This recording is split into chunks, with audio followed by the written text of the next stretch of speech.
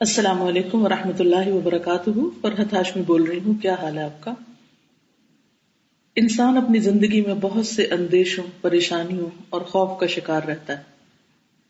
مختلف خطرات سے نپٹنے کے لیے ہم مختلف طرح کے حفاظتی اقدامات بھی کرتے رہتے ہیں، مثلاً الارم لگانا، چوکیدار رکھنا، اسی طرح مختلف کمپنیوں کے انشورنس پیکیجز لینا، اور ان تمام پر مال کا ایک بڑا حصہ بھی لگاتے ہیں۔ مگر ہم دیکھتے ہیں کہ یہ سب کچھ کرنے کے باوجود بھی ہم خوف زدہ اور پریشان رہتے ہیں۔ اس کا حل کیا ہے؟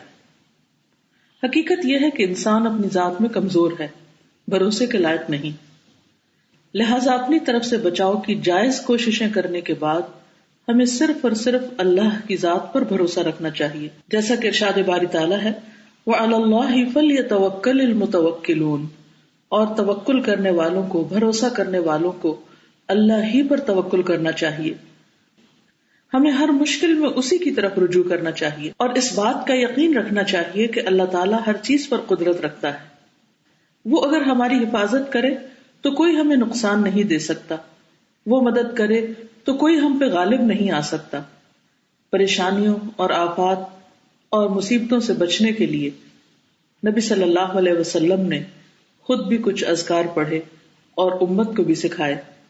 ان کی تفصیل آپ کو ایک کتاب وَإِيَّاكَ نَسْتَعِينُ میں مل سکتی ہے۔ یہ کتاب الہدا کی ویب سائٹ پر بھی موجود ہے۔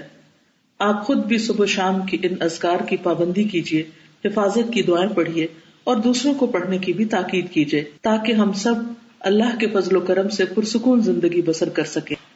آپ سب کے لیے نیک تمنائیں۔ السلام علیکم ورحمۃ اللہ وبرکاتہ۔